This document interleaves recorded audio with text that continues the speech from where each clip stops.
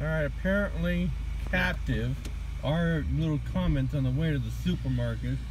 Rattle some cages, a bunch of thumbs down. Whoopie fucking do. Planet still spins, still rotates around the sun. Okay? World don't give a shit. That's the point I'm trying to make about these idiots who got themselves captured. And I do mean got themselves captured. When you're in Yemen in 2014 and they're blowing people up and holding rallies saying foreigners get the fuck out, and you happen to be one of those foreigners, do you have to be hit by a goddamn bus when you have 2 kids that you drug along for your little personal adventure of self-discovery? Do you need to be hit by a fucking bus that for the sake of your family get the hell out? When you have your own nation telling the continent to spread the word, get out now, suddenly I'm the bad guy for pointing out the fact that willful ignorance and putting the blinders on, that maybe God will think I'm special enough that I won't get hijacked, kidnapped, or beheaded on national TV because I'm helping the poor people in Yemen. Did they want your help? Nothing creates resentment more than going someplace when you're rich in the eyes of the oppressed. Going someplace where you are considered rich, flaunting that richness because you suddenly give a shit. In the eyes of the oppressed, the downtrodden, in poor countries that are illiterate and don't have contact with the internet, that is a grievous insult. Because where the fuck were you when their baby died? Where the fuck were you when the food ran out? Where was the help 5 years before? They don't think beyond now you're helping when it doesn't matter anymore. You're a foreigner in a foreign country that is largely hated by that country. Why? Because the preachers in the pulpits, or the street preachers, or whatever, or the counter-revolutionary movements are all saying the West is so rich on the blood of your children, and you got a dead kid in the graveyard to prove it. Is it a fact? Hell no, it's not a fact. It's a belief. It's a belief held by fight the power folks world over, put there by the Communist Party to bring down the evil capitalist pigs and imperialists of the West. That's been propaganda horseshit that's been around for 100 years, and it's infected the Middle East. And America in some ways. And it's infecting the United States because you got a lot of new neo-socialists who just gloss over the fact that Mao Zedong, Joseph Stalin, Lenin, the Pol Pot motherfucker, killed more of their own people than helped. The proof is in the pudding. Socialism is a beautiful ideal. Everybody pulls together to help each other. But human minds don't work that way. Nope. When we're at our worst, and all too often we are at our worst, it's us against them mentality. It works great on the plains when we were back in caveman days because it was us against the tigers. It was us against the bears. It was us against the wildlife and us against the other tribe. Because fuck them, that's our water on the boat. It's a basic human instinct to fight, to possess, to control. We've been fighting that instinct for thousands of years. That's why we have rules. That's why we have laws. That's why we have the concept of justice being blind, as in rich or poor, you get caught doing a crime, you're going to jail. Well, you know, Well, not a good portion of the time you can buy your way out nowadays. And whose fucking fault is that? Ours. Our society. As for you thumbs down people, saying, how could you be so insensitive? The world is insensitive to you too. Did your thumbs down cause the world to stop? Is anybody going to read your comment besides two old people who are pretty much disappointed in our fellow man? Disappointed.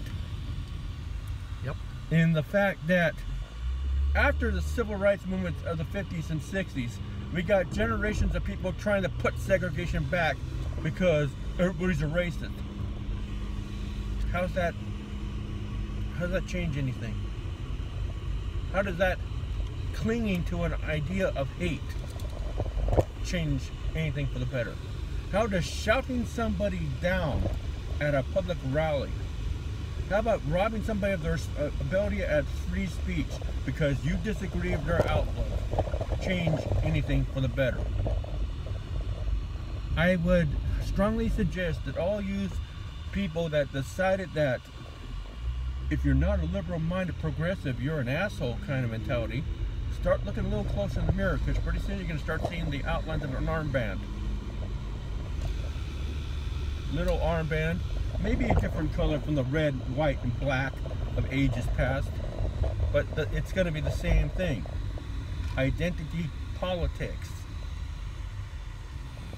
If a democracy in Europe, of one of the most literate countries on the planet back in the day, can fall to ignorance and hate and thought control, it can happen here, and it already is started by the very same mindsets of people who say the same things that they said back then. Vote for us and we'll make your personal life better. We'll put a free car in your garage. Really? Your baby will not starve anymore. Sound familiar? I really hope you guys would stop and think. But you know what? People don't think anymore. They want to be led by the hand and follow in groups instead of being proud, strong individuals. This country is founded by individuals. Is it perfect? Fuck no. We fucking admit it. But it's better than anything out there, that's for damn sure. You talk to the British Empire. Do they fucking admit to the atrocities they did to the Irish? Fuck no. They gloss over it in a heartbeat. Oh, that was way back when. That was a different time. Bullshit. It's still very personal to the Irish. Still going on with the little IRA war. It's still very personal to the people in Kenya, who not so long ago were considered just little toy people. Toy people. Africa was set back 150 years because of the British Empire. The British Empire. You want to say the evils of imperialism? Well, guess who's picking up the pieces, folks? That's us. We're the ones holding the bag out because we're the ones with the fleet. You want your PlayStation, your Xbox Ones? Well, guess where they're manufactured? Japan, China, Taiwan. So guess what needs to stay open? The trade routes. Who defends those trade routes? The U.S. fucking Navy, that's who. How about gasoline, oil, no blood oil bullshit? Who the hell is going to go back to a bicycle when they can just fill up their car? So you know what? We need to import all that fucking oil. We need to drill for all that natural gas because we all like to be warm. Yeah, no shit. We all like to be cool. We all like to burn the energy, and we like it cheap and easy. Yeah. And cheap and easy here means boots on the ground overseas to ensure that the rare earths, the assembled parts in the factories that build all our toys cheaply are shipped over here safely. There's a price for everything. No such thing as free shit anywhere. Where's my free stuff? I voted for Obama. Okay? Obama and the Democrats have lied to you. Right? They're in it for power's sake. Are the Republicans better? Marginally.